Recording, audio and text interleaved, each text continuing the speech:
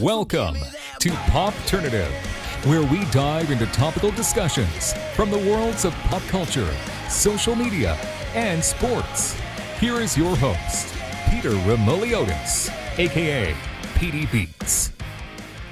Hello and welcome to the Popternative podcast, the podcast and talk show where we have digital discussions from the worlds of TV, film, pop culture, music, social media, everything really depending on the guests. We talk about it all. As always, I'm your host, Peter Remoliotis. On social media, you know me as PD Beats. You will recognize my guest from Locke Key, which is on Netflix. We're with Emilia Jones. Emilia, welcome to Popternative.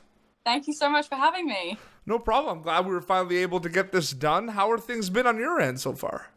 Things have been good. Yeah, things have been really good. It's been nice. I've been able to spend some time with my family because I was working a lot last year. So it's been nice to see them. Yeah. Yeah. Now you were from London originally, correct? Yeah. Yeah.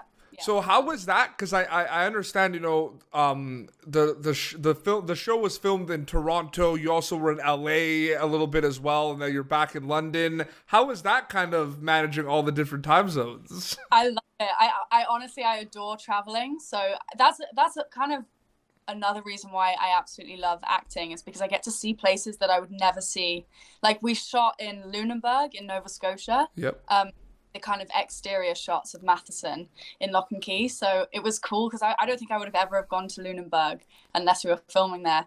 And I absolutely love Toronto too. And I'd never been there before. And LA, I love LA. I love the weather. So that was your first time like in Toronto. Yeah. Was that your first time in Canada? I did a film in Canada when I was 14 in Winnipeg. Winnipeg, yeah. So cold. It was like minus 45 or something crazy. No, it's no. We tend to have here in Canada. We tend to have the cold weather for sure. Although, like in London, we don't really get snow, so I was kind of excited to see snow at first. And is it true? Is it true that like it rains a lot in London, or is that just kind of like a misconception? Yeah. Like I've heard that before. Yeah, it does rain a lot. Although saying that, it's been really warm and hot this week, and we've had no rain whatsoever. I mean, you watch it will rain tomorrow, and I've said that. But London does rain a lot. Absolutely. So we'll get into Locke Key a little bit. But before that, I kind of want to know, because I kind of refer to, you know, actors, you know, writers, directors, musicians, like as storytellers. So when did Emilia Jones decide that she wanted to be a storyteller?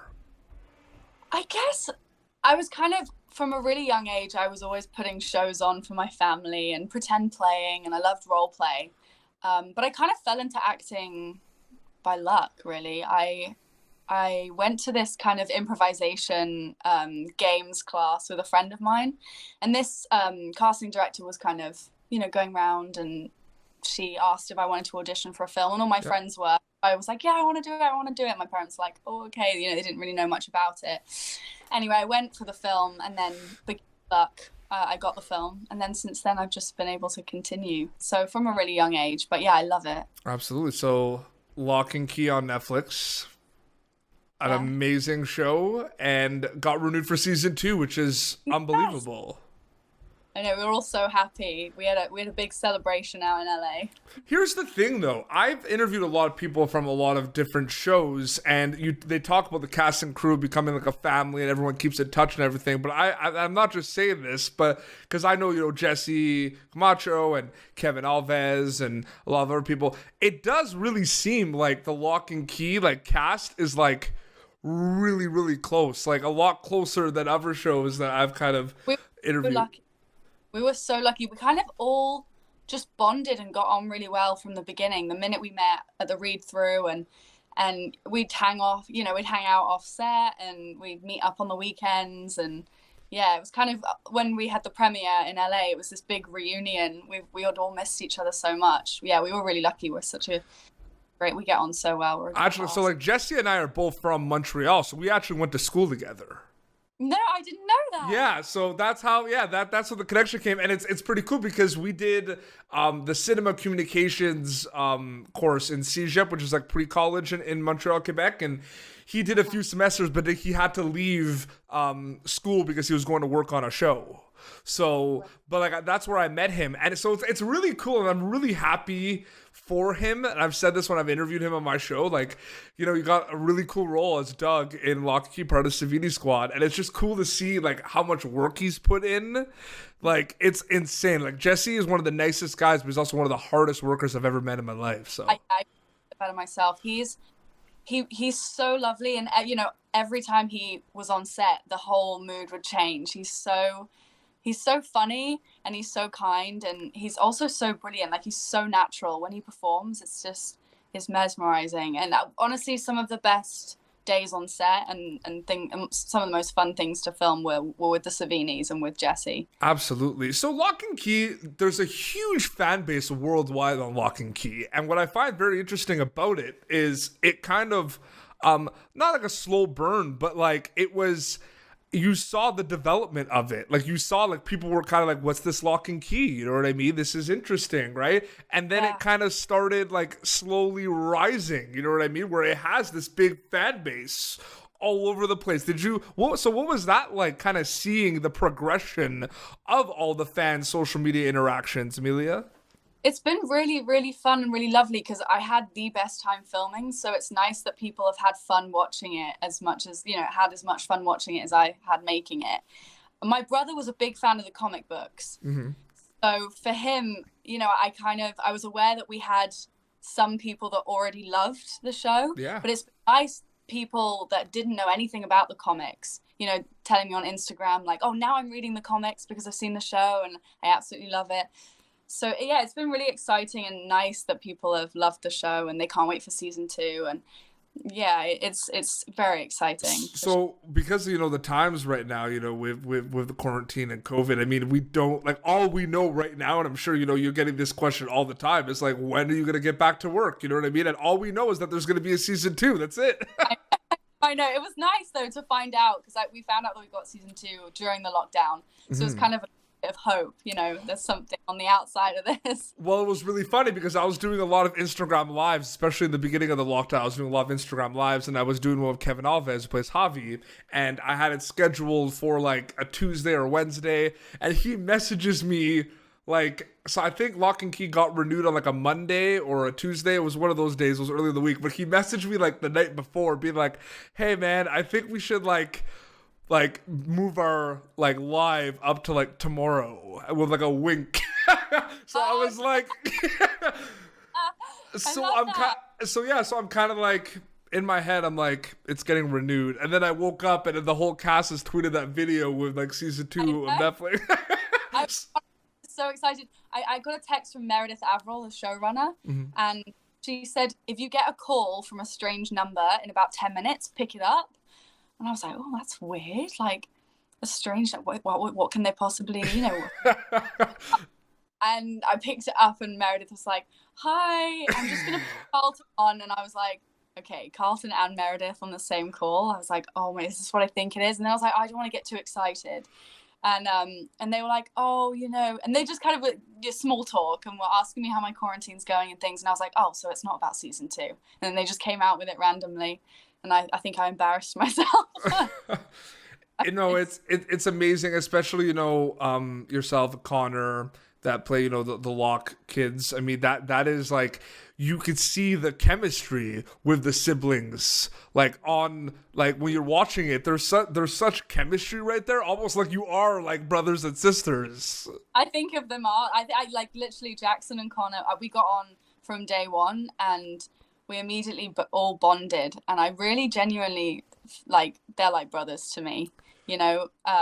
We've been really lucky. It's a joy to work with them. It really is. I really miss them too. Absolutely. And another thing too is you post a lot of, like, the cast posts a lot of cool, like, behind the scenes of like the you know, the cast like hanging out on like offset and everything, and Patrice obviously enjoyed scaring you with a scare cam, which was pretty funny. Like when Jesse Camacho posted on his Instagram, like I'm not gonna lie, like I watched that several times. Yeah, it was a whole thing, and Griffin also got in on it too. So I had both of them scaring me Funny thing, so Griffin did an Adam Sandler movie a while ago called Just Go With It, and it's one of my favorite ones, but I'm realizing more and more, like, everyone's like, I saw an article, like, I guess maybe it has to do with an Adam Sandler film, like, with David Spade that he produced, like, Wrong Missy came out, but, like, everyone's watching Just Go With It on Netflix, like, right now. Like, I saw Instagram. Everyone's crazy. But I love, that's, like, an underrated, like, I love that movie. I honestly, same. I've rewatched it. I absolutely love it, and Griffin's so cute in it. He is the best in that movie. Swim with the dolphins. It's so like the stare down at the Pizza Hut. Like, I want you to take me to Hawaii so I can swim with the dolphins. Yeah. Oh, I love Griffin's got a great personality. We had a lot of fun filming together. Absolutely. And there obviously was a little bit of, the people that watch Locke and Key with your character, like a little bit of, there's a love triangle there. Yes. And a lot of people were kind of wondering about that. I mean, what is your, like, as Emilia Jones, not your character, but like, what do you kind of feel about all of that? You know what I mean? Because that's like, that's a lot for your character. So, like, from you having to prepare for a lot of that, you know what I mean? Was there anything specific you did with that kind of aspect of the storyline? Well, when I read it, I was like, "Oh, Kinsey, this is exactly why you need to keep fear in your head. You should not take an entire emotion out of your head because it's a recipe for disaster." I do know what I feel like. Scott is much better suited to Kinsey because he's not so much of a yes man. I think Kinsey, especially as she doesn't have a very important emotion, needs someone that's going to tell her not to do things. And also, Scott was there for her right at the beginning.